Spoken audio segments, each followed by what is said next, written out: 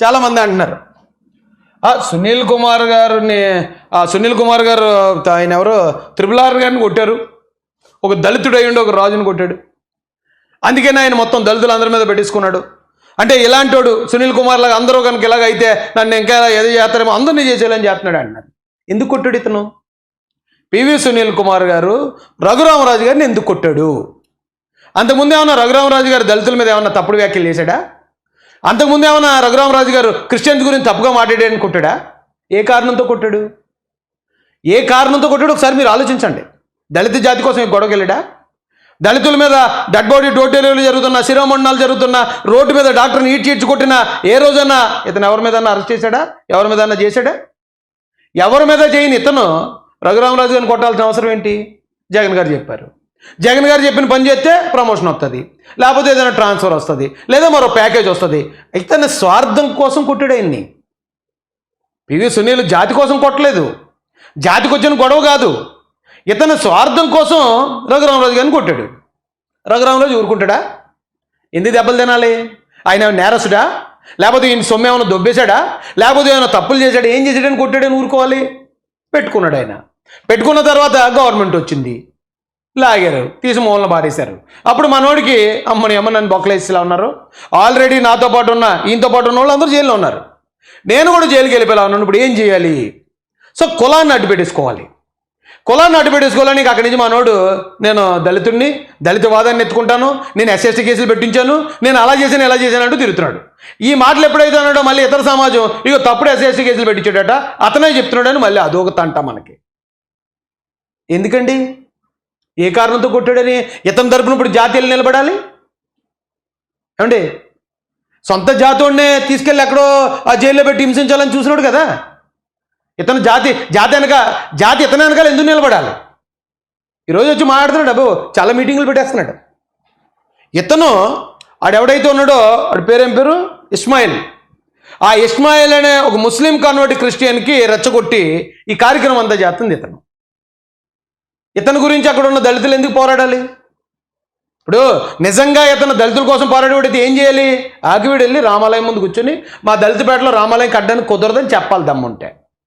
అది వదిలేసి మీరు రామాలయాన్ని అడ్డుకోండి, మీరు గొంతెమ్మ అది కట్టమని చెప్పండి, మీరు రామాలయాన్ని ఖచ్చితంగా చేయనివ్వకండి, రఘురామరాజుని రానివ్వకండి, ఆయన మీద దాడి చేయండి.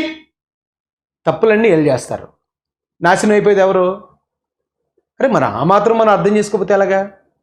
ఈవేళ ఇతను నేను BCC కాదని చెప్పుకోవడానికి తలక్రిందులుగా తప్ప చేసేస్తున్నాడు.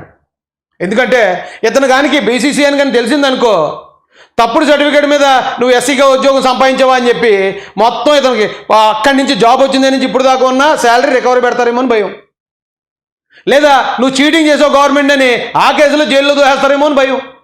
అందుకే ఇప్పుడు వచ్చి అబ్బాయి BCC అంటే అలా రాజ్యాంగ విరుద్ధం, BCC అలాగే ఇచ్చేస్తారండి మాకు అలా. ఇప్పుడు దాకా ఏమైంది? హర్ష్ కుమార్ గారు కూడా ఇప్పుడు మాట్లాడాడు BCC గురించి. అతను 2 సార్లు ఎంపీ చేశాడు, కాంగ్రెస్ ప్రభుత్వమే పెట్టింది అది 1950లో. అతను కాంగ్రెస్ ఎంపీ, ఇప్పుడు దాకా ఎందుకు గుర్తురాలేదు? 2 సార్లు ఎంపీ చేసినప్పుడు ఎందుకు గుర్తురాలేదు? అలా వీళ్ళని నమ్మేవాళ్ళకి అసలు బుర్ర పనిచేస్తుందని అడుగుతున్నాను నేను. నన్ను నమ్మని నేను చెప్పట్లే, కానీ వాళ్ళని నమ్మేవాళ్ళకి కనీసం బుర్ర ఉందా లేదా? నేను చెప్పేది నిజమా అబద్ధమా? ఆధారాలు చూపిస్తున్నానా లేదా?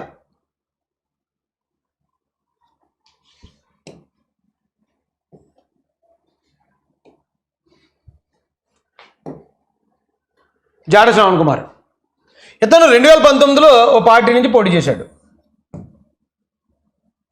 2019లో ఇతనికి ఒక పార్టీ ఉంది, ఆ పార్టీ పేరు ముందడుగు ప్రజాబంధు పార్టీ.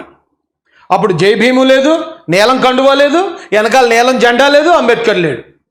ఇతను పార్టీ పెట్టడమే నేను దళితుడిని కాదు, దళితుడు అనే ఫ్లేవర్ కనపడకూడదు, అంబేద్కర్ ఉండకూడదు అని ఆ రోజున ఎన్ని చెప్పుకోవడానికి సిగ్గుపడి ముందడుగు ప్రజాబంధు పార్టీ అని పెట్టాడు.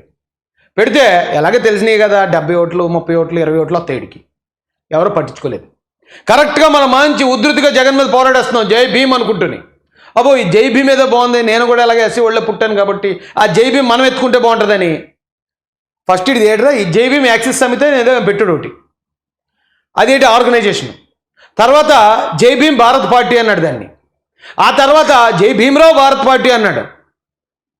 పార్టీలు మారేవాడిని చూశాను కానీ పార్టీల పేర్లు మార్చేవాడిని నిన్నే చూశాను నేను.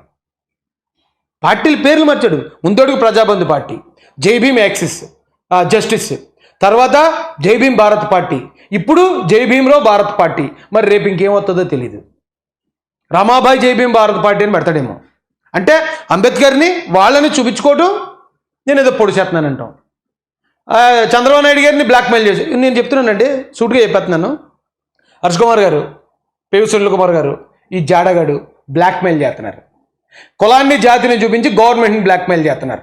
బ్లాక్మెయిల్ చేస్తే గవర్నమెంట్కి ఎవరి మీద కోపం వస్తుంది? ఈ వెనకాల ఇలాంటి వాళ్ళందరినీ కూడా ఈ కులం కానీ ఇచ్చేస్తుందని ఆ కులం మీదే బ్యాడ్ నేమ్ వస్తుంది. డబ్బులు అడిగాడు, సీట్లు అడిగాడు, ఇవ్వలేదు, వెంటనే పార్టీ జంప్ ఇచ్చేసి ఇప్పుడు రోజు తిట్లే, రోజు పవన్ కళ్యాణ్ గారిని తిట్టడం, ఇంకోటి. ఈ కుర్రాడు విజయ్ కుమార్ అటండి, తమిళ యాక్టర్ విజయ్ ప్రొఫైల్ పిక్ ఉంది, చూడండి. మీరు కూడా అప్రిషియేట్ చేయండి అలాంటి అబ్బాయిని. ఎంత క్లారిటీతో అడిగాడు. కుర్రాడు పెద్దగా చదువుకుని ఉండడు, కానీ ఎంత తెలివిగా ఉన్నాడు, ఎంత తెలివిగా మాట్లాడుతున్నాడు. రే జాడా, రే కుక్క, నీకు పార్టీ ఉంది కదా, ఆ పార్టీ ఆడరా, నువ్వెందురే వేరే పార్టీ కోసం ఆడుతున్నావు అన్నాడండి. రే. అలాగే దాంతోపాటు ఏమన్నాడండి, ఆ పవన్ కళ్యాణ్ గారు ఇదే కనుక వేరే మతాన్ని జరిగితే వేరే ఉన్ను అన్నాడు. కానీ ఎక్కడ పలానా మతాలను నేను ఎత్తలేదు. ఇంకా చెప్పాలంటే అండి, పవన్ కళ్యాణ్ గారు చాలా చోట్ల ఇప్పుడు ఈ లడ్డు కల్తీ విషయంలో క్రిస్టియన్స్కి ముస్లింలకి సంబంధం లేదని చెప్పాడు ఆయన. భోలేబాబా డైరీ అనేది అతను హిందువే, వాళ్ళు ఈ కల్తీ చేసిన వాళ్ళు హిందువులే తప్ప ఇతర మతాలను అనక్కర్లేదు అన్నాడండి. ఆయన చాలా క్వాలిటీగా మాట్లాడతాడు. కానీ ఆయన్ని ఈ జాడగాడు ఓన్లీ తిట్టడమే. అలా తిడుతుంటే ఏమవుతుందండి, ఏమి ఉత్త పుణ్యాన్ని తిడతా ఉంటే, పోనీ ఈ జాడగాడిగా ఒకవేళ వైసీపీ కండు వేసుకుంటూ గొడవలేదు, ఆడు వైసీపీ పార్టీ కాబట్టి తిడుతున్నాడు అంటారు. హర్ష్ కుమార్ గారు వైసీపీ కండు వేసుకుని తిడితే పర్లే, వైసీపీ కాబట్టి తిడుతున్నాడని చూపించాల్సింది వైసీపీ వాళ్ళ మీద చూపించారు. ఈ పివి సునీల్ కుమార్ ఏదైనా సరే వైసీపీ కండు వేసుకుని చెప్తే గొడవలేదు. కానీ వీళ్ళు ఏం చేస్తారండి, కండు వేసుకోరు, ఏమంటే జై భీమ్ అంటారు, లేదా ఎస్సీలు అంటారు. ఎస్సీలు అని వీళ్ళు తిడతా ఉంటే ఆ బ్లేమ్ వైసీపీ మీదకి వెళ్తలేదండి, జాతి మీదకి వచ్చేస్తుంది, మొత్తం మాలస్ మీదకి వచ్చేస్తుంది. అది అలాంటి డబుల్ గేమ్ తప్పు కదా.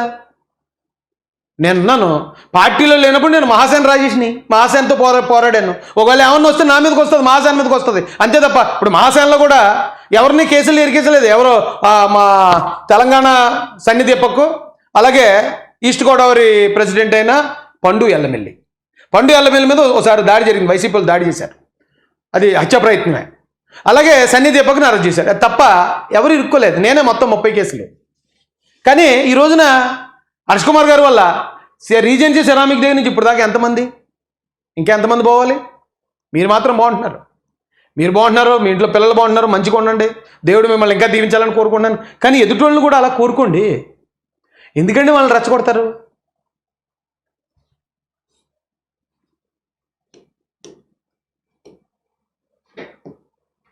ఏమండి, ఇది వీడి చరిత్ర. ఎక్కడి నుంచి ఎక్కడి దాకా వచ్చేసి ఇప్పుడు ఎక్కడికో పోతున్నాడు, ఏదో చేస్తున్నాడు. ఈ దరిద్రుడిని మాత్రం పేటల్లోకి వీధుల్లోకి రానివ్వకండి దయచేసి.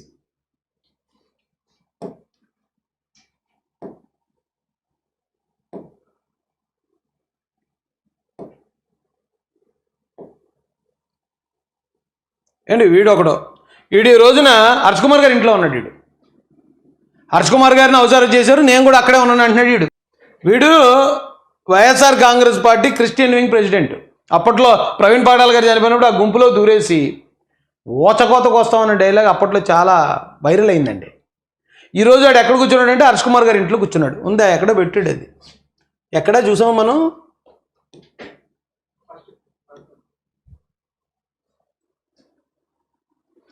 ఇదిగో ఆడే పెట్టాడండి. బ్యాంకుల దొంగ, ఘరానా మోసగాడు, ప్రజల సొమ్మును దోచుకున్న వ్యక్తి ఇప్పటికే మీకు అర్థమయ్యే ఉంటుంది. మత సామ్రాజ్యంతో ఇబ్బందులు ఉన్న వారి పక్షాన్ని నేను ఉంటానంటూ ప్రజా ఉద్యమకారులు సింహం గౌరవనీయులు ఎంపీ హర్ష్ కుమార్ గారు, ఆయనతో పాటు వీడు ఓచకోతకు వస్తానన్నాడు. మరి ఈ గుంపంతా ఎక్కడి నుంచి వస్తుందో అర్థం కావట్లేదండి. ఎవరు వీళ్ళంతా? అందరూ జగన్ గారి కోసం పనిచేసేదే, కానీ ఒక్కడు కూడా పేరు చెప్పుకోడు అండి. మనం ఎవడికి పుట్టామో చెప్పుకోపోవటం ఎంత దరిద్రమో, మనం ఏ పార్టీ కోసం పనిచేస్తున్నామో పబ్లిక్గా చెప్పుకోపోవటం కూడా అంతే దరిద్రం. ఇంకా దరిద్రులు అలాగ ఆలోచించే దరిద్రులకు మనం ఏం చెప్పలేం ఏమండి. అది కథ. ఓచకోతకు వస్తానన్నాడు ఆ రోజు. ఓచకోతకు వస్తానన్నాడు వీడే. ఇవాళ హర్ష్ కుమార్ గారికి సపోర్ట్. మొన్న ఈయన పెట్టిన మీటింగ్లో, ప్రవీణ్ పాడాల గారి మీటింగ్లో ఈడు కూడా ఉన్నాడు. అక్కడ కూడా సేమ్ అదే ఓచకోత. వీళ్ళందరి వల్లేనండి క్రిస్టియానిటీని, లేకపోతే ఎస్సీలో మాల కులాన్ని ముఖ్యంగా ఈ రోజున సమాజం అంతా కూడా ఇంత ఛేదరించుకోవడానికి కారణం ఇలాంటి వాళ్ళు చేసే గలీజు పనుల వల్ల. ఇప్పుడు మనం ఏదైనా చేయాలన్నప్పుడు ముందు మన ఇల్లు మనం శుభ్రం చేసుకోవాలి కదా. మన ఇంట్లో చెత్త దరిద్రం పెట్టుకుని ఎదుటోళ్ళు మనం ఏమంటాం అంటానికి మనకు హక్కు ఎక్కడుంది, అర్హత ఎక్కడుంది అసలు? అలాంటి దరిద్రులు ఉన్నారు.